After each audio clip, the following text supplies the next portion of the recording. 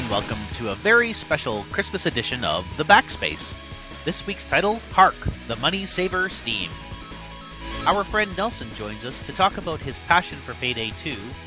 We discuss ways you can still save money on last-minute game deals, and I have just a little too much, shall we say, Christmas cheer. Hear that? I'm away from my computer now, and I'm still talking to you. Power of technology. Technology! Yes. It's like magic, only you can explain it.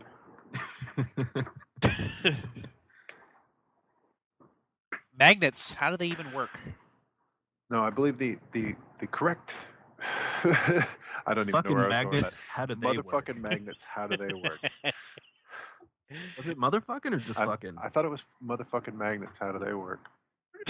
I heard that Bobcat Goldthwait was actually asked to go do a comedy bit at one of their Juggalo festivals? one of the Juggalo fests, and he actually explained magnets as part of his bit, and he got booed off the stage. So Nice. Well, ever I seen- can see they'd rather, just entice that with mystery or intertwine it with mystery. Have you seen, there was a Vice guide where they went to the gathering of Juggalos? Have you seen that? That's the one I've missed so far. I've seen a lot of Vice, but that was one I That's haven't seen. fucking amazing. today's show is last-minute gaming deals. Uh-huh. Steam sale starts on the 19th. Yeah. Let's talk about some of the things that we want to buy on Steam sale if they come on sale. Yep. All the games. All of them. My list is short, but Brian's, from what I could tell, is quite large. What, my list of owned games, or? No. I can look on your profile page for most requested, I think it was, or Wish list? yeah. I think I've got 11 or 12 on there right now. Meanwhile, I've got 2. Yeah. Well, I built that list when they introduced the list. There was like a one of the sale achievements or something was build a wish list and put 10 things on it. So Awesome. I've always kind of maintained a 10 plus list just in case. Wait, have we actually started the podcast? Start is kind of a relative term. We just kind of roll into it. It's I gotta say, Dan's got a very podcasty voice. I've been told that I have a face for podcasting, so this works for me. I've been called ugly, fugly, pug ugly, pug fugly. Add to You know what I just heard on the radio, that whole Paul McCartney "Wonderful Christmas Time." Oh God. The fucking worst, absolute worst Christmas song. Yeah. There's a lot of bad ones. I have difficulty coming up with a good one, quite frankly. Though. Good what? Christmas song. Yeah. Run DMC. Yeah. Christmas and holidays. Yeah, that's a good one. Anything that Charles Schultz does for his Peanut specials is always Yeah. good. I saw that Bad Religion put out a Christmas album. Oh fuck! What's up with that? Pretty good. Is it? They've sold out. Yeah. They've sold out.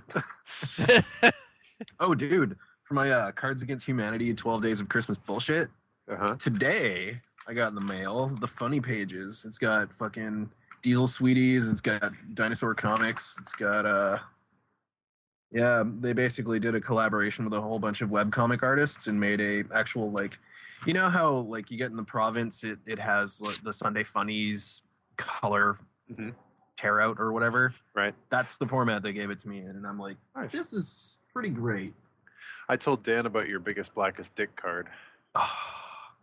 Nice. I still can't believe that thing existed. Wow. Although That is so amazing. Look, Okay, if this is part of the podcast, I want to explain to the listener. So you cut out the lid I had to of cut your it. box set. I had to cut it. Yeah. Got an X-Acto knife. Made a quick little Instagram video of me, like little clips of me like hacking it apart, and then there was the card. Yeah. Foil printed As card. a foil. Wow. Yeah, it's like their standard white biggest- card, but the printing on it was like silvery goodness. Still, the card that I want to be able to play at some point. It's probably what I consider the most insulting card. Is Moses gargling Jesus's balls while Shiva and the Buddha penetrate his divine handholds. Wow. Yeah, I got that as That's part of the deep. Christmas pack this year, and holy shit, But it's okay because it offends everybody. it does. It does. Right. But some of the other, good ones are piece of shit Christmas cards with no money in them. These low prices. A magical tablet containing a world of unlimited pornography. Giving money and personal information to strangers on the internet. I got to go back to the tablet for a second. Do you really want unlimited pornography? Well, it really depends. Kim just walked out when I said that. Thanks for the drink, sweetie. I guess it depends on how much bandwidth cap Don't you have want some on limits on that, though? I mean, well, obviously you don't want CP in there because that could get you in some hot water. aren't you getting into like Cenobite, like Hellraiser territory with that? We're shitting dick nipples. Such sights to show you. Shitting dick nipples. Yeah, that too. We had to explain that to the manager of our department. Go on. I'll let Nelson tell the story because and it's funny because he's not not a very naive person, but when we told him about shitting dick nipples and told him it was a thing, he's like, "What do you mean it's a thing?" It's like, well, it basically is as it advertises. It is shitting dick nipples. It is big boobs with nipples that are shaped like dicks that shit. Because Japan, as advertised, yeah. I don't normally censor a lot of stuff in this podcast, but I might have to censor all of what you just said. I might have to. I don't know.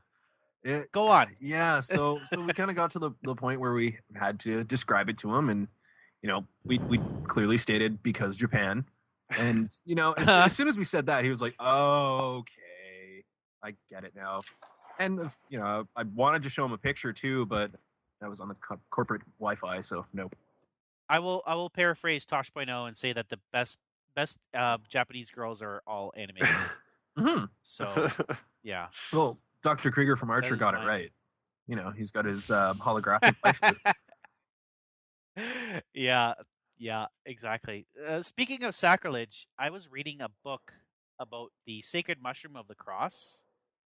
About the fact that the early Christianity was the cult based on mushrooms. Have you ever heard about this? I've heard of that before, You guys know about this? Yeah, where the Eucharist was actually a mushroom, like a Amanita muscaria mushroom. That these cults took this mushroom and then they got one with their god, and this was part of the whole beginning of Christianity. And the reason why is because the sacred mushroom is red and white. And like it Super looks Mario? like Santa Claus. Yeah. Actually, we could tie it back to Super Mario because. So you're saying Mario is Jesus? Only when he consumes the body of Christ, I guess. And he gets larger and closer to God. Yeah, we could go there. I think the Torah went into the Tanuki suit at some point. I don't know. Single-handedly on a quest to offend every single religious group. Every single religious, if you're still listening. No, I just thought it was really crazy. It's the first time I've ever heard of it. Because when they talk about decorating the tree, they decorate it with these mushrooms. Who wrote it? Philip K. Dick actually wrote a novel on it. Of course. Yeah. So we can always. If it has to do with drugs, Philip K. Dick probably had something to do with it. Well, Christmas itself is a smash up of a bunch of different holidays. There's the Roman feast of Saturnalia, and the Germanic tradition of Yule. And I think there was some Jewish scholars who said that Jesus' actual birthday was either in September or February, depending on the weird vagaries of the calendar.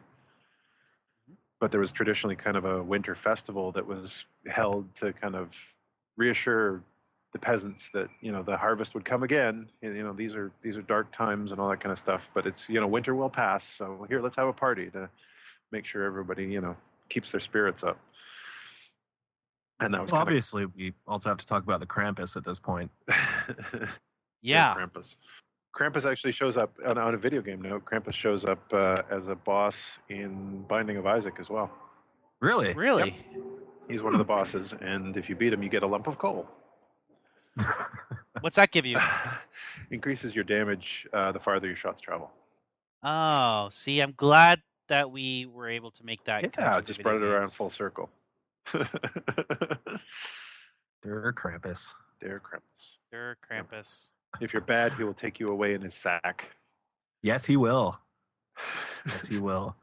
I don't know. Holiday traditions are just really weird. I mean, I remember when I was a kid, we used to have, I think it was on the 10th day of December, we had to put a shoe under our bed. And, you know, if you were good, you woke up in the morning and your shoe was full of goodies. I don't really remember the actual lineage of that. It's probably Dutch, most likely, because, I mean, my mom's Dutch, so... They seem to be kind of obsessed with shoes. Yeah, you put Wouldn't your clog under your bed, and, you know, if you're good, you got a shoe full of treats. But if you're bad, you got a shoe with a lump of coal in it. And, well, honestly, I've never had a lump of coal, because I'm pretty sure finding a lump of coal nowadays is probably not the easiest thing to do. Yeah, that'd probably be a lot of work. I can imagine it would be. I mean, you know, where would you source something like this? And it's almost giving someone a lump of coal nowadays is more of a challenge than actually getting them a fucking gift. It's probably, probably really bad for you. Most likely, but you know, you could use it to heat your house for 10 minutes. Light it on fire. It'll be fine. So I wonder how impressive the Steam Christmas sale is going to be this year.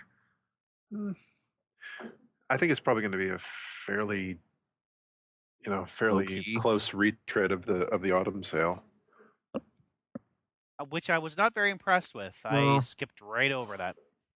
I don't know. Steam Summer Sale last year was pretty damn good. I mean, they were blowing shit out at like 75%, 80% off, and the most recent sale was, as Brian had once described to me, it was more of a wet fart than anything.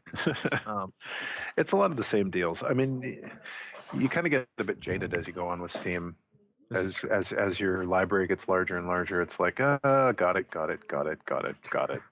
Yeah, whatever. Although I did end up snagging Payday 2 at a nice deep discount, which was nice. Yeah, me too. Yeah, and it's already provided me with, many hours of entertainment. Yeah, we've played a lot of that game recently. Done. I like that one. I've done 38 hours. last check. You know what I like about that one is, because I'm almost about halfway through GTA 5. My favorite parts of that game are the heists. Right. And this fulfills that void of the lack of heists in that game. I think there's 6 big heists in GTA 5. Yeah, and a lot of them don't even give you any money. So there's no payoff. Yeah. Right.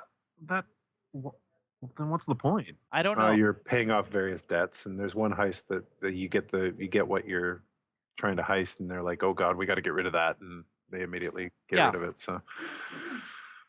Yeah, the risk versus reward doesn't seem worth it to me. Yeah, but it is a video game, so not like it needs to make sense. Yeah, no kidding. I kind of want there to be a big payoff because I've been putting off certain missions that let you play the stock market in order to. And I was told, spoiler alert, you have to save those until you make up enough money to make that worth your while. Yeah, so I'm like, okay, I already screwed that up. Yeah.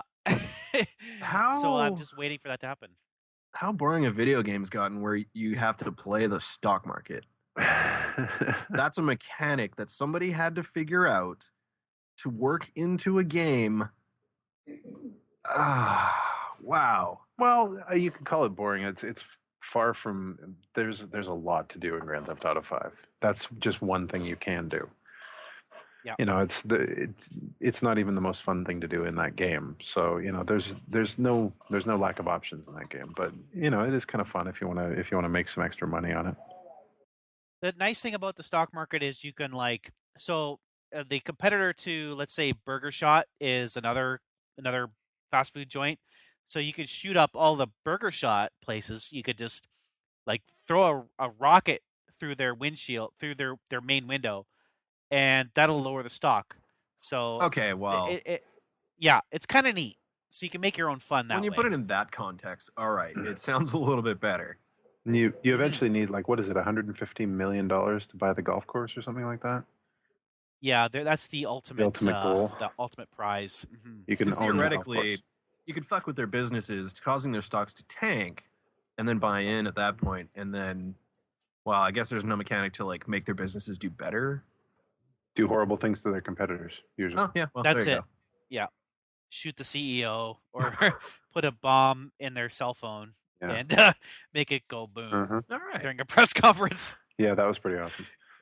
Payday has been filling that heist niche that I've been really craving. I'm just liking it because it's pickup fun. Like, you can just jump into a couple games and be like, all right, well, I had my fill, and then put it down.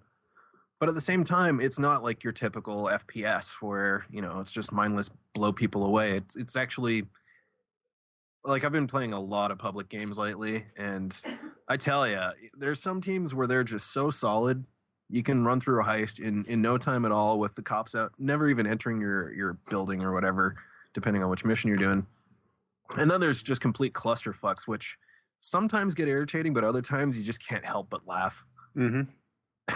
It's like, I can't believe we all did so poorly at this that we failed one of the easiest missions around. Yeah. I'm afraid to play the public games because I'm gonna screw up somehow Dope. or not know where I need to be. Well, one thing I can say is when I first jumped into Payday 2 was basically with you guys. Like, that was my first introduction to the game and actually playing it. Shortly thereafter, I decided to like start going through the YouTube videos of people solo stealthing stuff, or just, you know, just generally running through the missions to get an idea or a feel of how they work. Doing that definitely builds your confidence level. And also just like running through and just observing what other people are doing. Yeah. Like, follow someone around. You can kind of see how people react to certain things, and you start to pick it up, and then you just get better. Yep, that's true. So pub matches aren't terrible. Well, they can be, but it's definitely a good way to level up fast, get better gear, and, you know, that way you don't have to rely on your friends being online to play. Mm-hmm. Yeah, I'm at the point with that game where I just kind of do the Vlad missions over and over again. I'm getting pretty good at those, but anything beyond that, I'm a complete liability. Right? Yeah, I've been responsible for a few fuck ups. It's like, let's throw a grenade. Oh shit! Whoops! Just threw it into everyone. Sorry guys, that was me. Let's see, how many days till Christmas, guys? 9. We're recording on Tuesday. 8. So this will be out on Wednesday. Mm-hmm. They have at least 1, 2, 3, 4, 5. Got about a week. 5 days. Yeah. 5 whole days. We're gonna give you people out there in listener land some of our advice on games to buy. I would say take advantage of the Steam sales. Yes. Oh my God, yeah. Right. And yeah. First of all, if you don't have a Steam account, come on. It's 2013. Get a Steam. Really? Yeah. Get a Steam account. Seriously, get a Steam account. There's going to be so many sales coming up. I'm going to go over some of the games that are on my wish list that I think you should buy. Right. We should lay some ground rules though, for if anybody's listening to this and you haven't taken part in a Steam sale. There's some basic rules. Now, the format that these go in, it usually follows the same rules every seasonal sale that they have. There will be deals of the day, which are around for 24 hours. And that's where I'm getting at those. Those are the flash deals. The deals of the day are around for 24 hours, and those are where you're going to find your deepest discounts. There are also flash sales, which are around for 8 hours at a time. The deals of the day reset every day at 10 o'clock in the morning, Pacific time. And generally speaking, the deal of the day on one day will be around for 24 hours after that deal has expired. So it'll be featured for 24 hours, and then it'll be around for another 24 hours after that. Look for the deals of the day. I would advise people to make a wish list, because basically what happens with the wish list games is that it emails you when a game that you want or a game that's on your wish list goes on sale. So you don't even have to check Steam every day if you do that. You could just have to check your email. Don't buy anything. Keep your eye on the games. There'll be discounts on everything, but don't buy anything unless it's a daily deal or a flash deal. Right. And don't panic if you miss something, because generally speaking, the last day of the sale is usually a greatest hits kind of thing, where a bunch of the previous deals come back for 24 hours. So that's sort of your basic rules. Wait for daily deals. Wait for flash deals. Don't buy anything unless it's a daily deal or a flash deal. And on the last day, if you still haven't seen anything like that, then you can pull the trigger on something that might have, say like 25 or 33% discount or something like that. But generally speaking, you want to wait until you see the 75 to 80% discounts. Yeah. You know what would be a really cool gift? Instead of a gift card, if I didn't have a Steam account, someone said, "Okay, here is a Gmail account. I just bought a whole bunch of games on Steam. Here you go." Man, that's a killer gift right there. Another thing I just found out recently is that I think it's EB Games or GameStop or whatever. They actually sell Steam gift cards. So even if you don't want to tie your credit card to your Steam account, or you're one of those folks who just doesn't like to use their credit card online, just run into one of your local game shops and buy a Steam gift card. Yep. You can load up a Steam wallet, basically. They have exactly. a Steam wallet, and what you can do is load that up with prepaid cash or whatever you want. You can also do that through, I think you can do that through PayPal. Yeah, that's how I mainly do it. Right. But if you're looking to buy a gift for somebody who is on Steam or something like that, you don't know what they want, loading up their Steam wallet is a good way to do it. So here are some of the games that I'm looking forward to. These were games that were on sale last Steam sale, but they didn't go deep enough. And the number one on my list is Total War Rome 2. It went to 25% off, which made it around $42. Not quite there, especially with a game that's around, hovering around the 72% mark on Metacritic. Right. So I like the Total War series. I'm probably the only one in this group that does. I don't know. Like, I know, Brian, you had some issues. But, is it fixed yet? Yes. Yes. Have they fixed it yet?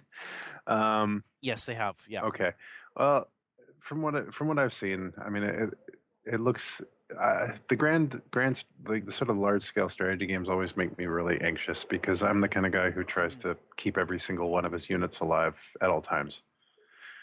So those things, every time I see some poor bastard, dropping with a sword in his guts, I take it as a personal failure. So those games tend to really tweak me out. But yeah, the latest Rome game, there are some really funny videos. If you look up when it released, the AI was just broken. Like, there are some really funny videos you can find online of the AI just, doing really stupid stuff. But I guess if that's fixed, if you see a deep discount on that one, I think it would definitely be worth picking up. Yeah, they're still charging $60 US on the Steam. So nope. Yeah. Wow. No. See, yeah. I don't know. I'm typically terrible at those games though, because by the time I built everything up and I'm ready to make my assault, for example, I just get completely steamrolled. And at that point, it's like, yeah, you know what? Fuck this game. You just have to accept your losses, man. And you have to know the trumps for everything, right? Like pikemen trump like cavalry, and cavalry trump infantry, and infantry trump, what is it, like archers, and archers trump pikemen or something like that. See, you're already getting into a whole level where it's like, I just can't be bothered. I'm more of a simple gratification for most of my games. Yeah, I love easy gratification or storyline. If it's got good story, I'll even if it's a shitty game, I'll play through it. Well, maybe number 2 on my list will fill that void. Barbie's Dream House Party. That's a really good timing of that dog barking. My dog takes issue with your choice. Puppy sounds excited by that choice.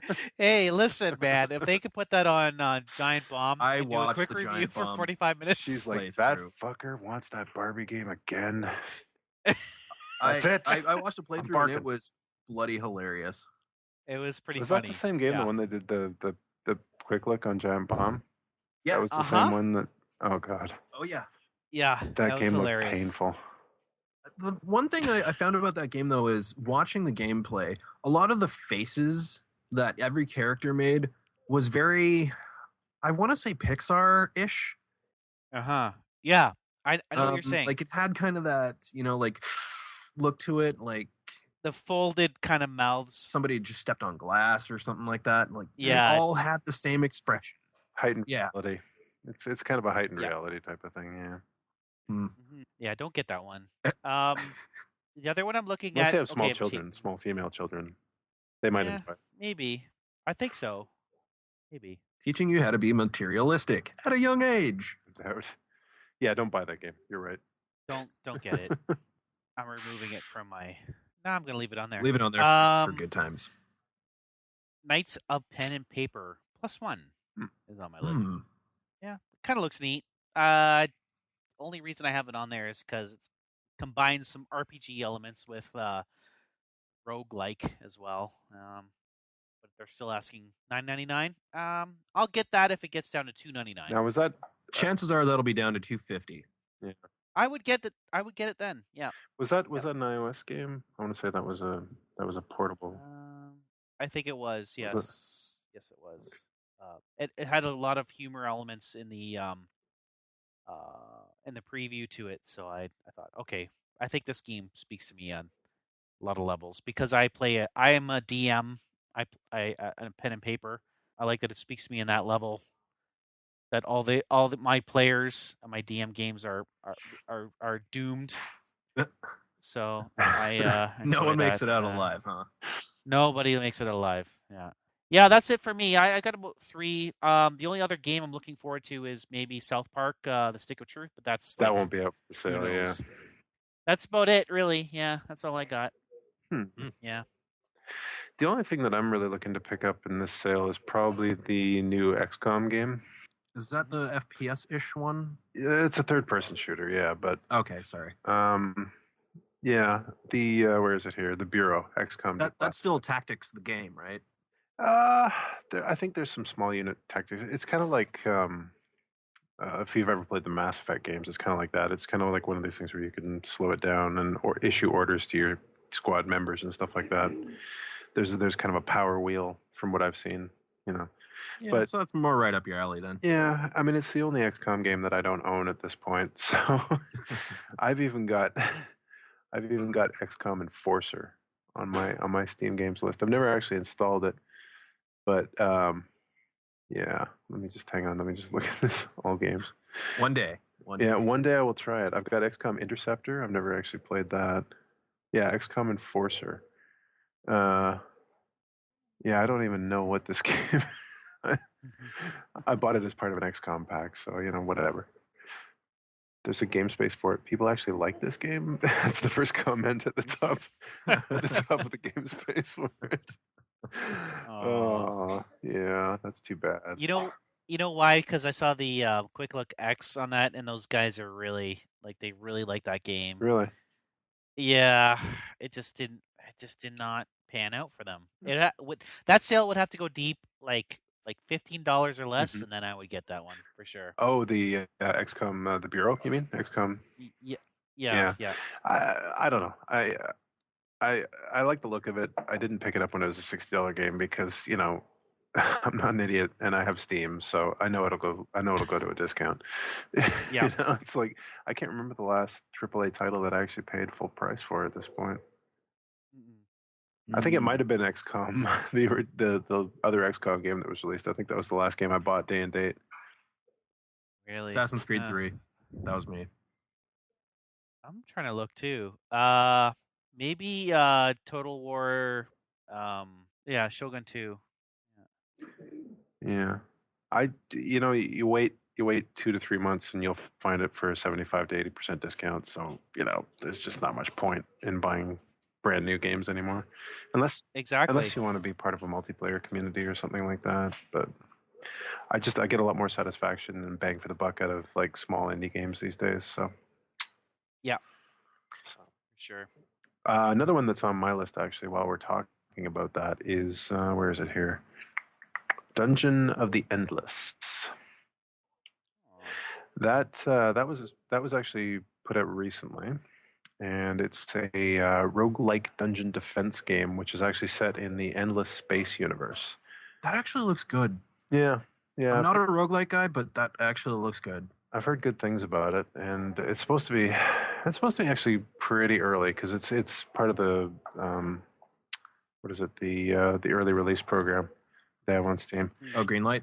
Yeah, it's actually, I think it's past Greenlight, but it's one of those games that yeah, it's an early access game. That's what they call it. It's not even in beta yet, but it's one of these things where you buy it and you get instant access to it, and you can play it as it develops, kind of thing. So, what do you guys feel about these early access games? I mean, do you think it's a good idea, or? I think it's hit or miss. Personally, I've been burned pretty heavily on the early access. I paid $20 for a Peter Molyneux game. Oh, Goddess. Goddess. Oh my God, the worst game. Really? Yeah. Well, they are playing a game that they want to play, Mm-hmm. and they're committing to certain mechanics such as clicking. I just cannot stand that you have to constantly click in order to make the game that you want to play. And yeah, and the developers have gone onto Twitter and said, look, when I was a kid, I played Diablo. I love clicking. I don't understand these gamers who are complaining about clicking. Well, fuck, man. Like, I don't want to play that game. This is not Diablo. This is a game where you transform the terrain. Anyway, to make a long story boring, I really felt I was burned by paying full price, $20, right, for a game that might have been worth about $9. That's sort of the problem that I have with these games. Yeah, I think a lot of people have the problem. Yeah, they tend to be like, again, like you're saying, very hit and miss. Like, or they start out great and then they just end up fucking them up. Like, for example, Tribes Ascend. Sure, it's free to play, but you can also, some people call it pay to win, but it had microtransactions built in. That game started out great, and then they ruined it because they were trying to push it as an esport or the next big esport, and they took all the feedback from the community and tried to implement everything, which broke the game. It made it just so unfun to play because they tried to, balance things, but in doing so, they just completely screwed it up. And at that point, I was like, I'm done. I gave them my money. They, good job, guys. You got $40 out of me in microtransactions, and never again. Yeah. There's another one. Just trying to find it out here. They basically have to be really compelling games for me now to actually even consider it. Or if it's from like a publisher or a studio where I'm familiar with their stuff and chances are what they're releasing is probably going to be pretty good. Yeah. What about Star Citizen? What do you guys think about that? Like, if you paid $60 for, if they said you pay us $60, it gives you access to the game. I mean, because the promise is they have a lot of financial background. They have a really good backer. Would you pay that kind of money for early access? I don't know. No. I'm kind of the position right now. I've got so much of a backlog that, quite frankly, I want to pay for completed experiences at this point.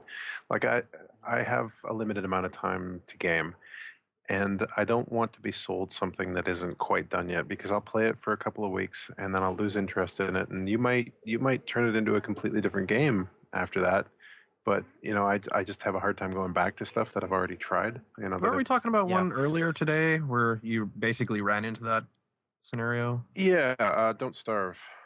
Right.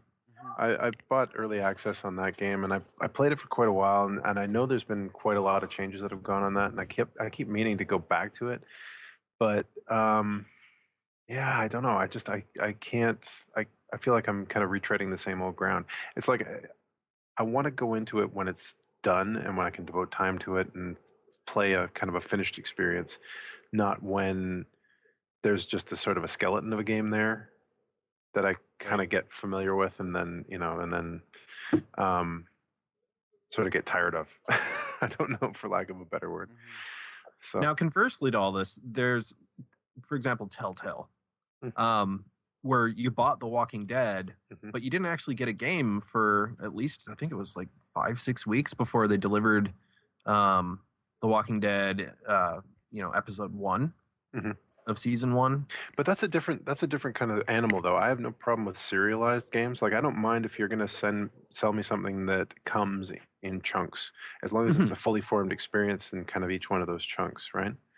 What I'm talking about is things where mechanics are improved and changed as you go along. You know, where you try the game for a while and you play it, you get a handle on it, you kind of wrap your head around it, and then you kind of lose interest in it, and then they change the entire game or something like that. That's not really what I'm looking for.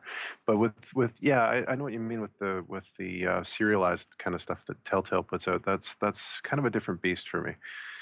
Yeah, but the initial release of like, for example, The Walking Dead, nobody really knew what the game was going to be like, if it was going to be any good at all. Like, they wanted $25. I mean, when you think about it, $5 an episode, not bad. Nope. But, $25 to pay for a game sight unseen, and then say you get through episode 1 and you're like, I'm not really into it. Well, there goes $25. Like, Right.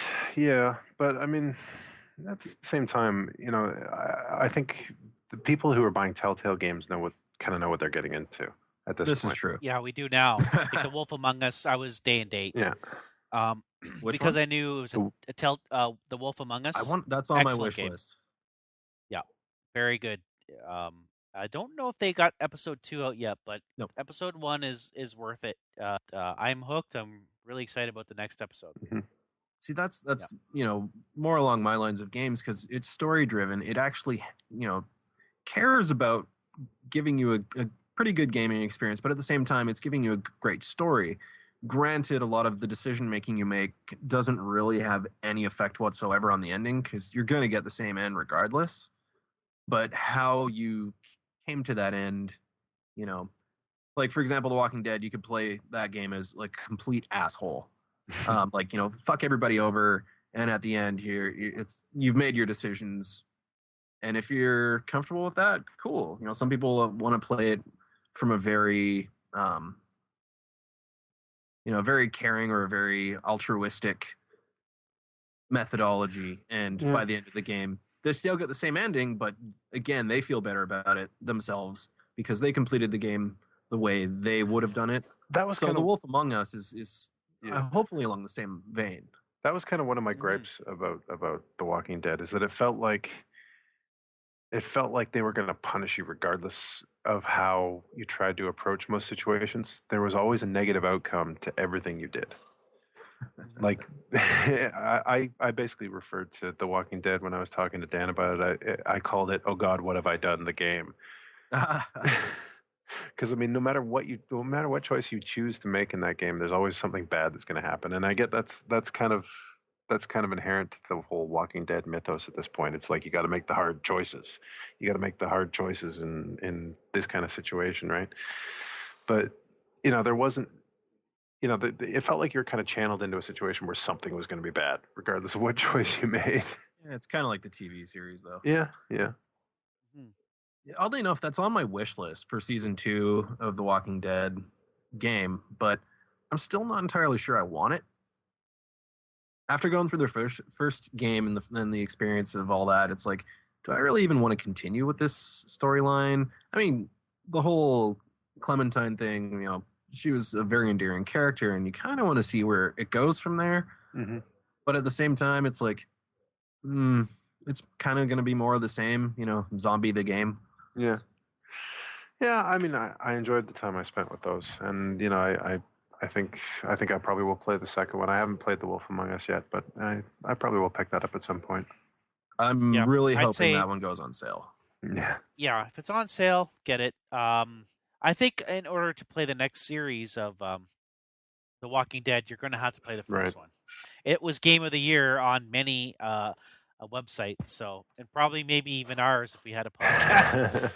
But I think it's worth it. Yeah, if it's on sale, I'd definitely recommend that one. Another one that looks interesting is the Stanley Parable. Nope. No? Nuh-uh. Skip it. Wow. How about the novelist? Yeah. Novelist I liked. Yeah. But not the Stanley Parable. But not for this. Nah. Wow. Really? No, didn't care for it. Hmm. Sorry, that's my opinion. I don't care for where it went, and I knew what they were trying to do, and like right from the get go, understood the whole shtick that they were going for there, and I didn't buy it. Well, for me, I mean, it's on my wish list. If it goes on for like, $4, $3, I'll probably grab it. Yeah, $2.25. Maybe I'll actually buy it, but yeah. Did you play that one, Bri? No, I did not. I did not buy into the Stanley Parable, none at all. No. I watched a couple of videos on it, and it looks clever and stuff like that. But yeah, I don't know. Something about it just didn't really appeal to me. Yeah. I don't know. It kind of reminds me of like Myst or Riven, right? In a way, in a weird roundabout way. But yeah, I don't know. Mm-hmm. I'm intrigued, but it's one of those things where I'd probably pick it up and play it if it were cheap enough. One that I am kind of looking at right now is called Not the Robots. Oh yeah. Have you seen that one? I don't quite get that. No. It's the year's most exciting roguelike stealth furniture eating simulator. Random levels. They got that one nailed down. Yeah, not the robot. Yeah, not the robots, which is totally a lie. It's totally the robots that are eating the furniture. It's a game with random levels, permadeath, and the goal of eating furniture. The same furniture is also your stealth cover. So it's basically like a stealth game where the degree of difficulty comes in to get to the next level. You have to destroy the things that give you cover from being detected. That's insane. This is insane. Yeah. And it's procedurally generated. Procedurally. Yeah. That's the buzzword of the year. Everything's procedural. Yeah. And voxels and procedurally. Procedural voxels, the game. But no, it's no two games of this you play are ever going to be the same.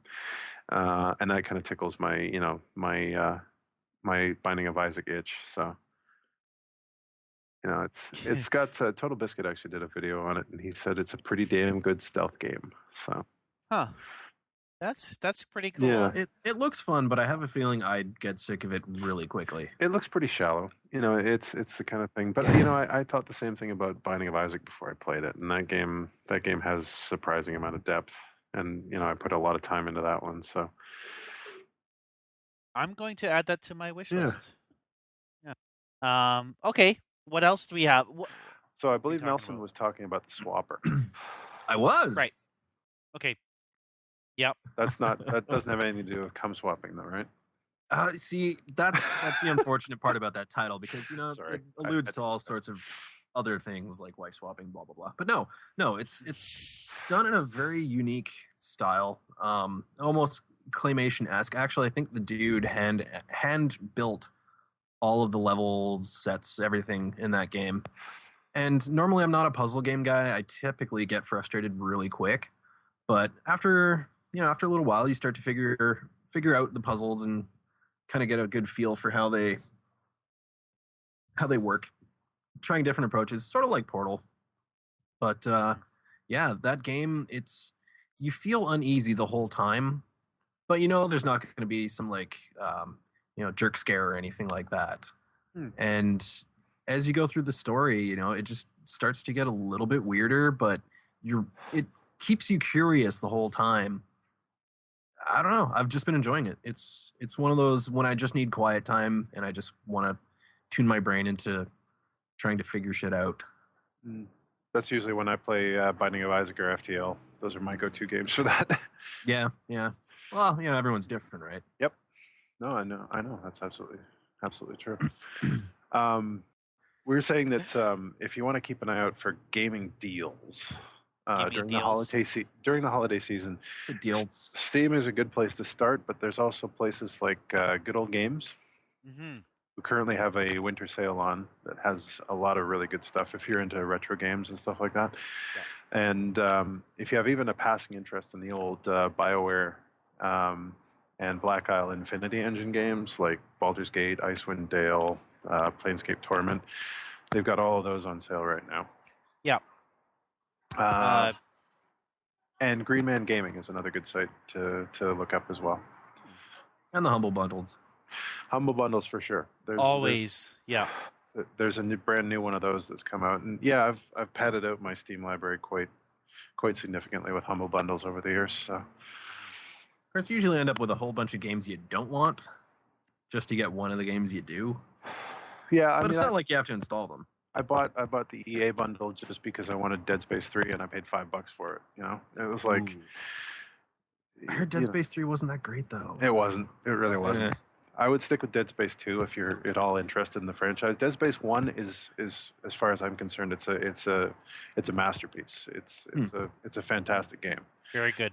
The PC I picked port up of it 2 because it was super cheap. Yeah, that's also a very good game. But the first one is really kind of the benchmark for me for kind of horror, survival horror type games. The PC port has some issues, but it's still pretty good. Dead Space. Skytrain.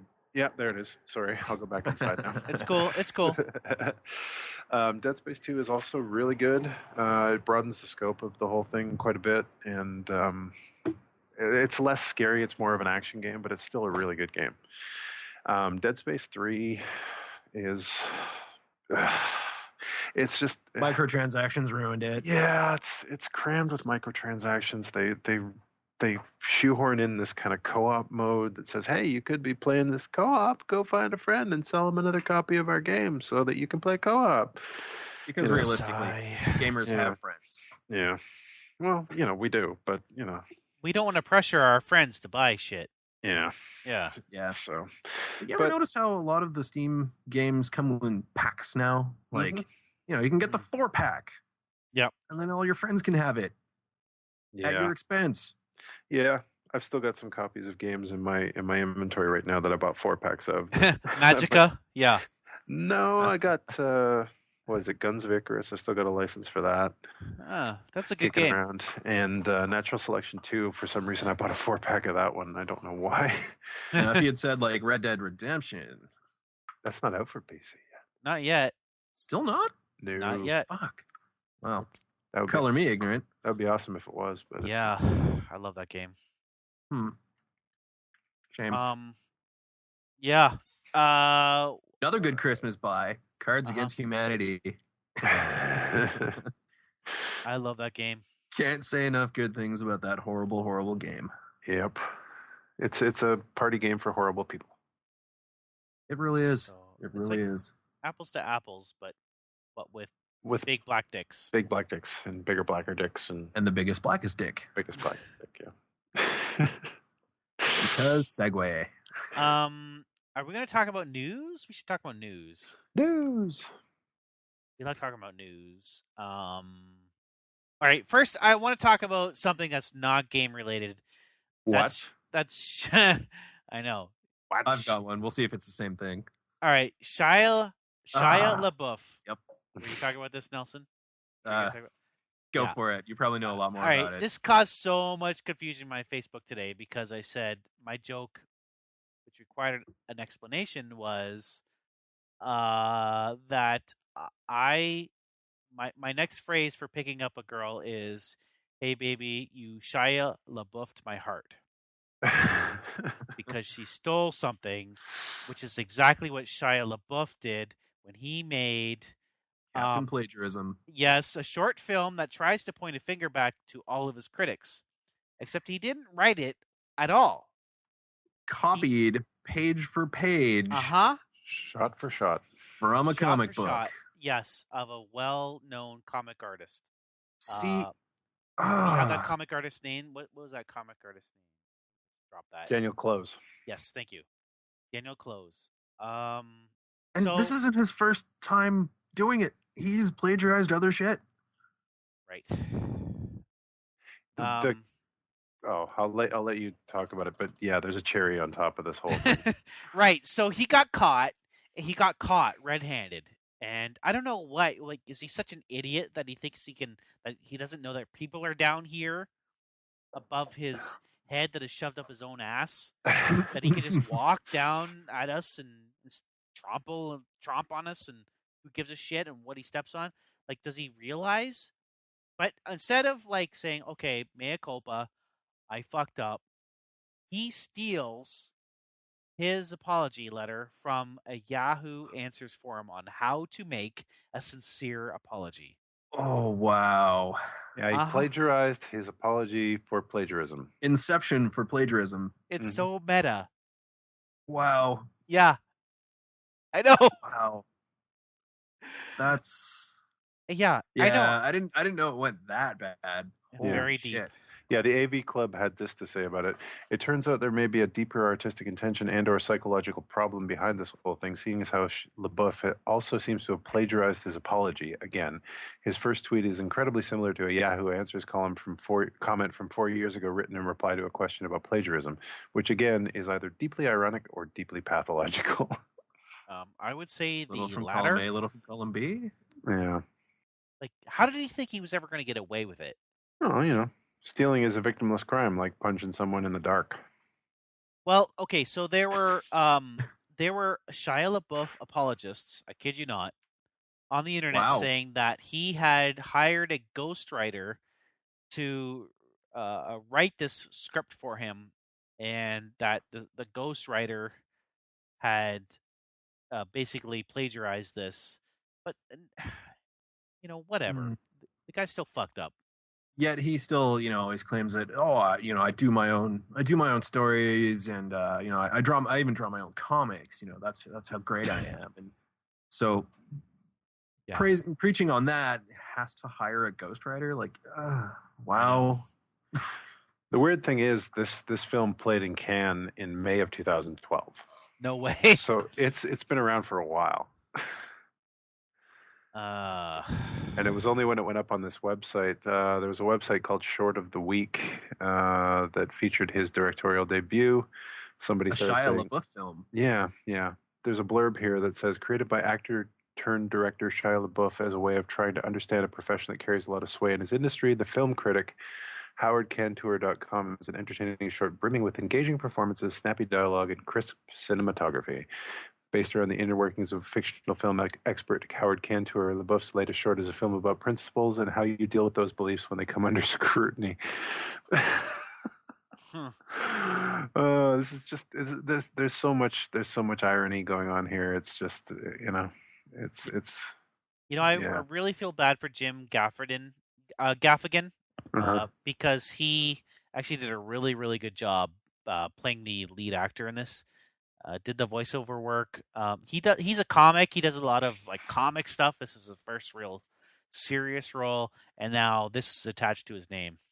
It's now tainted. Uh-huh. He's got the LaBeouf taint. And on a side note, in Lars von Trier's upcoming Nymphomaniac, you'll be able to see the LaBeouf taint. Oh.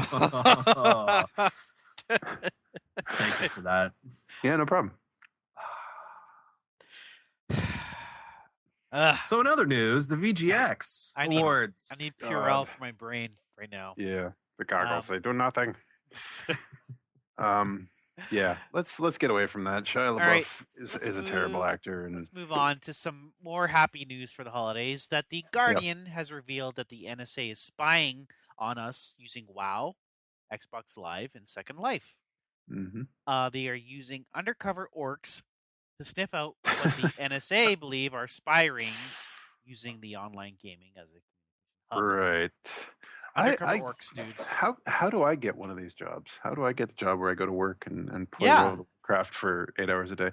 And you got to imagine that some of the meetings they had would be like, we think that this terrorist cell is actually going to, it's going to Rift. So could we get like 40 accounts for Rift for like me and my rating group, and we'll also need like a lot of Doritos and Mountain Dew just to kind of get into the headspace of the terrorists. Perfect job ever. Like, seriously. And here's my system specs too. Yeah. Yeah. I know that the NSA dudes are doing this, hate their job. I would love this job. Yeah, I'd be all right with that, to be honest. There was a thing in the article that I found kind of interesting. They said that they actually came up with an entire section of this department that was doing this, that was devoted to making sure that the people who were undercover in this game were not spying on each other. The only question is, do you get to keep your epics? Your perps?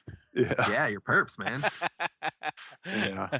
Oh man, this is delicious. It's kind Scoping of out perps while getting your perps. it's kind of genius when you think about it though, because it's low hanging fruit for these guys. I remember thinking when I started playing World of Warcraft, this would be a really good way if you were a spy to keep in touch with other spies. Yeah. Wow. It'd be a good place for dead drops and stuff like that. I mean, it kind of takes the fieldcraft to a whole new level. But the kind of information that you can mine out of tracking people's like friend lists and who they associated with in the game and stuff like that would be absolute gold mine for any kind of law enforcement agency that was investigating people who are involved in this kind of stuff. Yeah, I always thought that the world that we are led to believe that is so big, like World of Warcraft, isn't that big. The exchanges that take place between characters is just a little bit of data. So if they wanted to mine it, it's an easy thing. But the reality is, no, it actually is quite difficult. Mm-hmm. It's not easy to spy using World of Warcraft, Xbox Live, or Second Life. It's quite difficult. And have they ever proven that spies have actually used World of Warcraft as a means of delivering messages? I don't think so, no. But I know that law enforcement was definitely interested because of those Not leaks, that they've those leaked ever, memos. ever admitted. Yeah. Right. I don't think so. Probably not. Interesting though. Interesting this synergy that in our world that Yeah. NSA is always watching. Someone. I'm sure if somebody had like the guild of the jihads, they'd be like, "Whoa, shit, we got one." I would think that all the flying dicks in Second Life would be enough to keep any fundamentalist Muslim away from it. Yeah. Oh wow. There's a lot of flying dicks in that game if you don't know. The one of the lead diplomats in Benghazi who was killed was an avid Eve player. Eve Online, huh? Yeah, I don't know if there's any connection there, but it just seems to me like they were the first ones who picked up on that story, and they were able to have a part of that whole. Well, shit, Bob, we might be onto something here. Yeah, maybe that's where the whole thing spawned from. Could be. Who knows? Speaking of Eve Online, though, they recently raised like $120,000 for Philippine flood relief, like in real money, through efforts in game. Like they turned their profit making enterprises to raising funds for flood relief in the Philippines, and they raised like $120,000. Wow, that's impressive. One of those corporations in game. Yeah, that is no joke. Yeah, that's pretty cool. That's awesome, actually. Yeah, Eve. I find Eve kind of fascinating, but the game itself is just. The barrier to entry is too big. Yeah. I know we have an instant in with Glenn Finney. Oh God, he's an Eve player. Oh, he is deep. He is deep. He is in level 0 space. Oh, good Lord. So if you don't know what that means, it means that you're like, you have a corporation, you have a mafia surrounding you. You could do business. Which is what is the requirement if you want to get anywhere in that game. You have to have all this in place.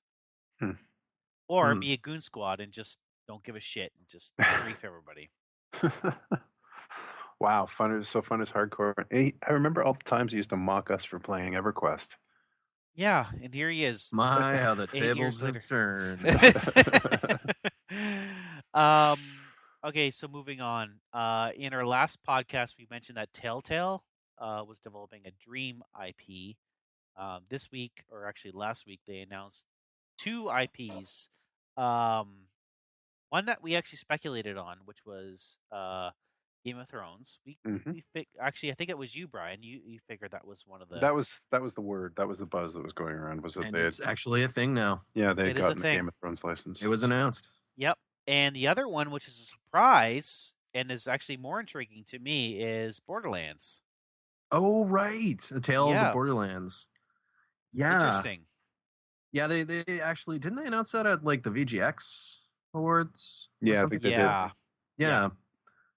The Game of Thrones thing, I'm not genuinely interested in that. Nope. I mean, the TV show is phenomenal, but Do I want to play? I as mean, the a last game, 2. Yeah.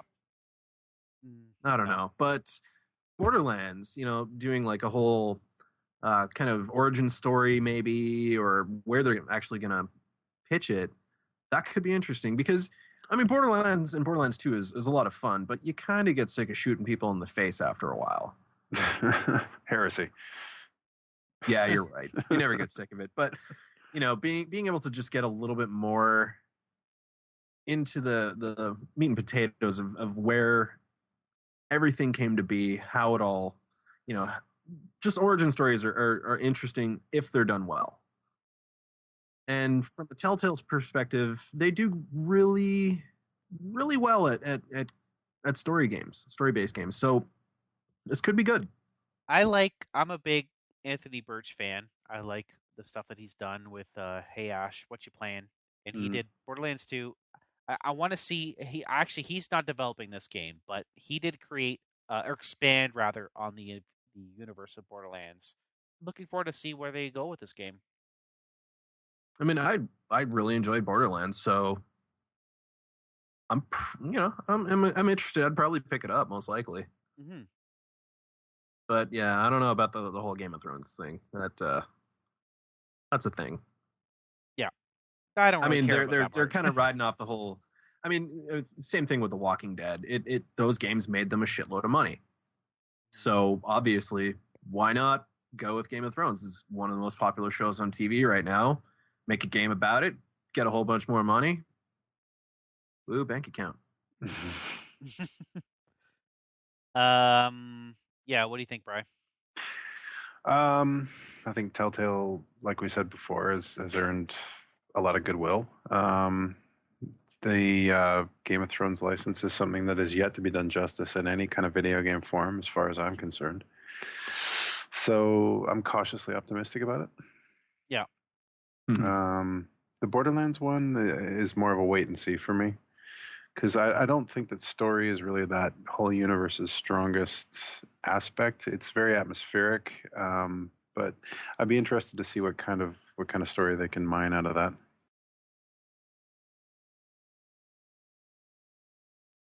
I was Tom Clancy's The Division. Yeah, I don't know about that one. But honestly, I was really kind of hoping that they had picked up the Firefly license, like some people were saying. Oh, that would have been dope. Yeah. Yeah. But yeah, that's not to be, unfortunately. But oh man. Yet. Why do you have to say that? There's still hope. There was some speculation. Some of the things I read on Reddit said, "Oh, it's going to be a Firefly series. It's going to be a Firefly series," and I was like, no. That would be great, but yeah. If someone doesn't pick that up soon, we should pool our money. We should do that one. Really? You want to draw the ire of the brown coats though? Yeah, a text adventure. Use basic coding and choose your own adventure game. I swear by my pretty pink bonnet, I will end you. Wow. Just all right. in the wind. Deus Ex has been announced for the next gen consoles, but they are skipping the Wii U. Oh. Not a shame. surprise. Yeah, not a surprise there. Yeah, it's odd though. The Wii U is starting to pick up a bit more steam. No, but it's actually they're starting to announce some decent titles and Steam on Wii U confirmed. That would be ironic. That'd be weird. The interest is starting to grow with the Wii U now that like the Xbox One and the PS4, they have virtually no libraries to speak of now that they've been released, and the Wii U is like, hey, remember me? I've got games. You want to play games? I've got them. I was texting Brian over the weekend, like, I was this close to getting one, and I was almost dropped the wallet on that. Yeah, it actually has some pretty cool games, but not quite there yet. Right. Well, to put it in perspective, I bought a Wii probably about 3 years after it was initially released. That's how long it took to actually, show any interest in the system whatsoever. Have you played it at all since you bought it? I picked up a few games. Like I picked up, Muramasa, the Demon Blade. That game was fantastic. Legend of Zelda: Twilight Princess. Very good. Yep. Hours of fun. Super Smash Brothers Brawl. You know. Yep. The Mario Galaxy series. So I spent some money on some games. Probably all told though, I maybe gave that system a couple hundred hours of game time, and then it became a Netflix box, and now it just kind of sits in storage. Yeah. I'm only thinking about the Wii U for Super Mario 3D World. It's only because you really I'm have to love the franchise, though. yes, and I do, and we had this discussion before. But because I am home for the holidays, and there just happen to be 3 other people, is the only reason that I'm thinking about dropping $60 for Mario 3D World. That's the thing. Like the Wii's make a great get-together party system. Yes. Yeah. Hands down. I mean, Xbox and PlayStation's not really good. Get a bunch of guys in the same room and play games. Wii, just mindless fun. Exactly. Yeah. And they kind of almost bank on that with a lot of their games. Support 4 players, relatively simple gameplay, relatively simple interactions. And you don't have to really think about it too much. You can just fuck around and have a laugh. Even better if you're a little bit drunk, but Yep. And there's that is also the case. There's Super Smash Brothers coming up. yes, Yeah, that with game some looks with awesome. some interesting character announcements, including Mega Man. Yeah. So many people were stoked about that. I'm like, Mega Man, it was a thing, and the potential of Pac-Man being thrown in there too. I don't know if that's confirmed yet or not, but I've heard some musings about it, and some people are really excited. I'm like, it's Pac-Man. It's a thing. So yeah, it's their first party titles that are really driving the sales, and now that they're established, it's becoming more popular. But it would have to go because they're like a year and a half behind in terms of performance. Oh yeah. They have to go a lot deeper than $2.99 before I drop some cash on that. But that's usually how their systems perform. Like generally, it's kind of sluggish sales, but they stay consistent. And then once everybody gets bored of like the top tier consoles, everyone's just like, well, oh hey, they released another Mario game. Mm-hmm. Yeah, that's the other thing that kind of irks me about the whole Nintendo thing is like they put so much stock in the Mario franchise, and really it's just like change a little bit of the game, change the storyline, throw in Mario and Luigi, and people will buy it. I'm seriously thinking about getting one, but it's not quite there yet for me. Now, if they had some sort of integration with, like, say you bought a 3DS, like I'm one of those folks who actually did. You know how they have like the whole Wii U tablet with the screen on everything. If they were to come up with a way to connect, so if say you had other people who had their their 3DSs, kind of like the PlayStation 4 with the Vita connectivity, do the same thing with like the 3DS. So one person has their controller with the screen, and then the other folks with their 3DSs could also connect into the game. And but Nintendo's not going to do it because that just makes sense. I would be on board that. Yeah, absolutely. Yeah. I mean, if you think about it, shitload of people own 3DSs, or at least the next gen DSs, which those systems consistently sell really, really well. Mm-hmm. And to just tie better integration in with the Wii U console would be good. The same thing with the Vita. Like PlayStation adding in really good connectivity and functionality with the Vita was a brilliant idea. Absolutely fantastic idea, because people are able to play a full game from their handheld, in a different room if they want to. Say you're sitting on the shitter and you want to play your PS4 games, boom, you can. So the fact that they went that route I think Nintendo should try and copy that in some way. I mean, yeah, okay, you can do it with the primary controller, I guess, but that's a very limited range. Mhm. So it'd be interesting to see if they could do something like that. Yeah, it remains to be seen if they're going to eventually incorporate some sort of 3D into their system. I would, if that was the case, because I do own a 3D system. If that was a means of interacting with the games that I play, then yeah, sold, hands down. But all right, how are we doing for time there, Brian? Are we? Let me have a look. We are at 1:26 so far. But that includes the time that we had some technical issues. So Okay, so we're at almost about 11 o'clock, so probably Yeah. want to wrap it up. yeah, we Go probably through. should. Okay. All right, so do you want to talk about the games we played really quick? Sure. Yeah. All right. We've been playing Payday 2 Yes. quite a bit. Having a lot of fun with that one, making lots of money, buying lots of stuff, and getting lots of masks and whatnot. Including I the Happy really- Santa mask that they just released. Yeah. I love that game, guys. Yeah, it's fun. It's a lot of fun. Play that after this, but it's late. Yeah. I'm probably still going to play it after this. Yeah, I've tried the new Christmas mission for that game. Jesus H. Christ, it's hard. The new bank heist is so hard. Like, just before the podcast, I got kicked out, and I like that they did something for Christmas.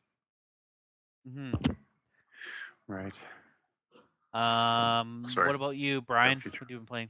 Batman Arkham City. Nice. Yeah. I got Arkham Origins with my video card, and I've been trying to kind of. I finished Asylum. I haven't finished City yet, so I've been trying to finish off, trying to get through City, to kind of fill in between the two. So yeah. Is there a specific order to play those? Like Asylum, then City, then Origins, or City? That's the order they were released in, so that's what I'm. Shit. All right. Yeah. I just started playing City because I saw you were playing it. I'm like, well, I own it. Might as Right. well see what the fuss is about. I'm going to try that after the show. I'm going to try that. Yeah. City has a great soundtrack. Yeah. I couldn't believe how good it is. It does. It does. Very, very reminiscent of the old cartoon show. Nice. Yeah.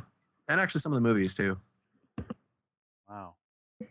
It's really it's a good blend, I think, with those games. They really captured like the spirit of the Batman character. Some people were complaining about sort of the armored batsuit and stuff like that. Some of the weirdness in the game, but it's it's not a classic sort of spandex Batman, but it's still very much the same character. And the fact that they had all the voice actors from the TV show as well, the cartoon, that's another thing I enjoyed about it. Yeah.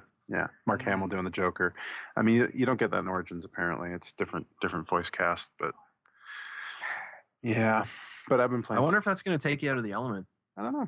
Seeing as how you're going to go from like Arkham City straight into Origins, most likely. Yeah, I don't care. You know what? I don't care because I got Origins for free. So at this point, I don't really care. I've also been playing Assassin's Creed 4. Dude, that game is awesome. Yeah, it's pretty immersive. I hear it's better than 3. Yeah, if it goes on sale, I'm gonna get it. Yeah, you think so? Yeah, good luck. They'll probably maybe discount it by 25%. If that's probably what I'd be hearing. That'll probably what be I'd be expecting. Yeah. Okay with me. I will get it. I really liked it. Yeah. Yeah. I haven't tried the multiplayer yet. I'm looking forward to maybe dipping a toe into that. But the multiplayer is a completely different beast from the single player game in those Assassin's Creed games. So they did a far cry from like the original Assassin's Creed, like Brotherhood and Revelations. The multiplayer in those were fairly similar. Then when they went to Assassin's Creed 3, they totally changed the mechanics. Oh, really? Yeah, from what I could tell, at least. And hopefully they brought it back a little bit closer to the original with 4. Yeah, I haven't really been following anything about it, so I don't know what to expect, but I do want to give it a try. So, but yeah, that's pretty much what I've been playing. Oh, and I guess I've been playing a bit of XCOM, Enemy Within as well. So, yeah, that's pretty much it for me. Huh. I have been playing The journalist. You mean Not the journalist, novelist? The novelist. The I've been Novelist? playing the novelist. It's really good. When I was playing it, I actually thought that it was more of an artistic statement than it was a game Right. somewhere. I actually just watched the Giant Bomb. Quick look at that today. What do they say about it? Patrick Klepek watched. Did a solo quick look on it, and he liked it a lot. Yeah, He called it like an empathy simulator or something like that. yeah, yeah. I agree with that. Yeah, I Sounds think kinda I'll deep. leave. It's very deep. Hmm. Yeah, I'll probably pick it up on sale if it goes on sale. Thank you for joining us on the Backspace this week. Sorry it took us so long to get this one together, but there you have it. That's another podcast in the can. And join us again when we'll have all the latest and greatest news and video game discussion. All right, thanks. Good night. Woo. That's it. That was the podcast. Dan? No, that was Dan. bad. That was really, really bad. Did you get a Windows update or something? Did you forget No, about a Windows well, update? I'm on my Mac. I'm also kind of drunk, so Oh, okay. I might have hit something. This podcast brought to you by Phillips Amnesiac Double IPA, 8.5% alcohol. It's a strong beer, guys. Sounds delicious. You know, oh, damn it, it's gonna happen again.